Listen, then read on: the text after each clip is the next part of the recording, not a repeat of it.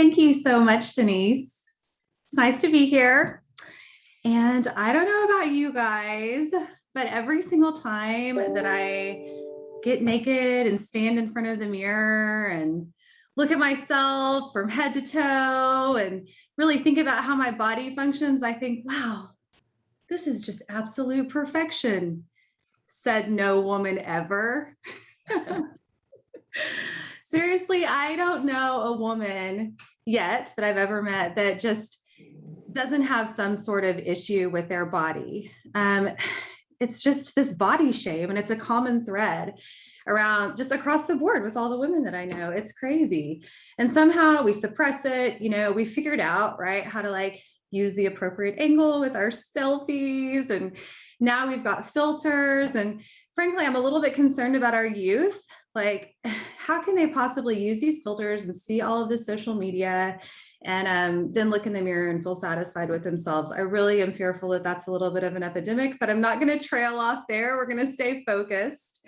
I was asked today to share my story, and mine really has just been around my own body image issues. In the first grade, I was actually handed Dexatrim, which, if you don't know what that is, it is an over-the-counter stimulant and appetite suppressant from an adult in my family that constantly would call me fat. And yeah, I was a chubby little girl. I'm still chubby, probably always be chubby. But that, I think, I was thinking back to the very first real shame that I felt surrounding my body. And it started there at such a young age. And I can remember looking at the labeling on that bottle of Dexatrim and looking up at that adult and saying, you have to be 12 to take this. I'm not going to take it. I can't do that. And thank God I knew how to read the labeling, because I may be telling a different story today. But it really trickled through my whole life, this fear of not being good enough, not having a good enough body for whatever reason. We won't go into middle school, which was torture, puberty, all of those things, into high school. That recurring theme for me was weight. It across the board for women. And, it's something, acne, whether you have, you don't like your hair, your teeth, or you have a heart murmur. We all have these sort of vulnerabilities about ourselves. My issue was enhanced actually whenever I was 29 years old. I went to work out after having my first baby, who wasn't a huge baby. He was, 8 pounds, 12 ounces. But I was at boot camp and we were doing the plyometrics, jumping jacks, burpees. At the end of that workout, I was wearing light gray sweatpants. And the reason I remember that is because I was deep into the stretch. And I look down and I see down both sides of my legs these huge lines of urine. I mean, I could smell it. I stood up, I walked out of there with my head held high, but I went to my car and I bawled. I just was like, what in the world just happened? It was humiliating. I never, ever went back to that place. I started to slowly sort of modify my behavior. The one thing I did not realize was this is going to keep happening, right? This is something that this is the first, but it's going to progressively get a little bit worse. I try to do my Kegels, however you pronounce it. We all pronounce it differently. And just, still it got worse. I've modified my exercises. Started to gain a little weight, and then had another baby that was 11.004 pounds. And man, she is incredible. She's long and lean now as a 7-year-old, but that, carrying her around at that heavy of a weight, I really, my urine leakage was just completely debilitating at that point. I had problems. I was not prepared at all. I ruined a chair.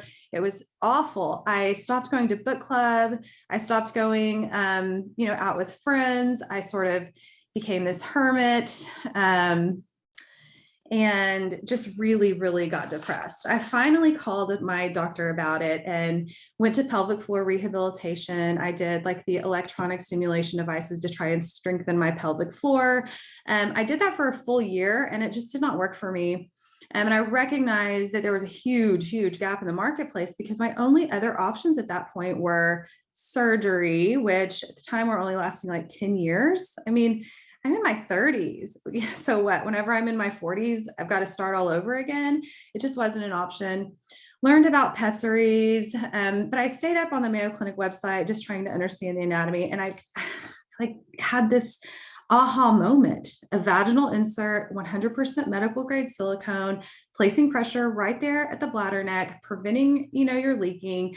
I'm thinking, wow, I'm really on to something, right?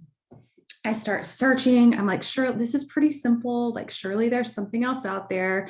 Researching, couldn't find anything, And then I hired a lady out of Catoosa, Oklahoma to draw my drawing up in CAD.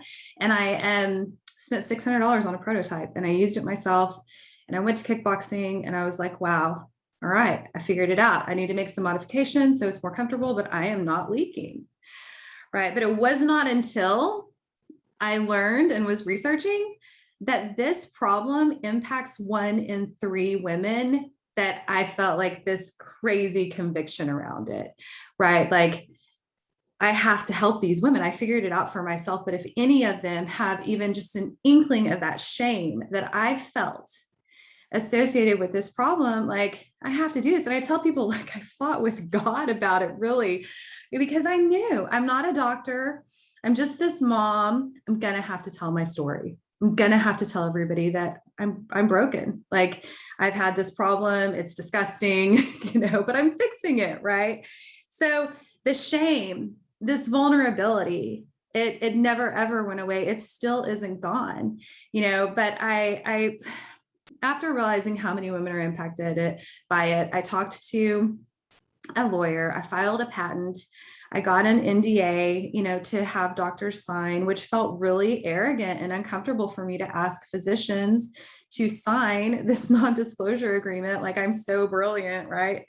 But I did it because I felt that conviction. And, still it was embarrassing talking about the urine leakage, but I saw it. I saw this light bulb go off every time that I would talk to a doctor or the physical therapist about it. I knew I was onto something.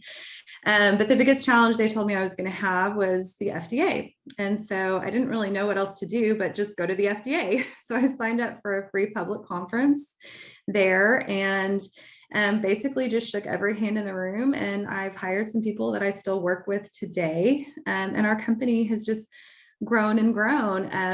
I've raised a lot of money. That was a really vulnerable part for me. I think the most in this journey, has been talking to male investors. One thing I had to do was I hired a doctor to come out and tell me exactly how to speak about the anatomy in a way that's going to be as non-offensive as possible. You just can't say vagina a whole bunch of times in a room full of men, and it makes everybody uncomfortable. So that was a real challenge. Leaky Lady came from this group of investment bankers out at the Harvard Club in New York that actually called this the Leaky Lady Project. And I was kind of like, okay, I guess I'm the leaky lady. Definitely wasn't where I thought I was going to be in life. But, to date, we've raised $5 million. I've got patents all over the world, utility patents. We have just closed out clinical trials at NYU. We are doing clinical trials at Stanford. We've had several conversations with the FDA, so we're just compliant. We've got clinical trials at Thomas Jefferson University, and we are ramping up to bring our product to market over the counter for women. And it has been so, so rewarding. And so really, I think the takeaway here is, the vulnerability never goes away. It's always scary to talk about whatever it is that you have that is your greatest, issue. But if you can lean into that, and rather than getting depressed about it and thinking that you're broken, recognize that, maybe there's something that you can actually create that's going to help yourself and help other people. And yes, it's scary. And yes, it's hard. But, I've recognized over time, over the last 7 years that I've been working on this project, that vulnerability really resonates with people. I mean, we all have something. And at the end of the day, it's been extremely, extremely rewarding for my personal journey. But more importantly, as a single mom, I've got these two kiddos that are they're just with me, and they just see, and they are learning that it's so much more than just outside appearances and social media and, representing ourselves as these perfect beings, because none of us are that, you know? And I just really, really thank you all so much for your time today. And I invite you to join me on this journey to, one, talk to our kiddos about really what's important. Let your kids know, like, the things that they're going to face go as they age and as they grow. And, it shouldn't be a shock what's going to happen whenever your daughter's going through menopause. We need to start talking about this now. So I invite you on that journey, but also if you need a yoni fit, hit me up. We're going to start taking pre-orders pretty soon.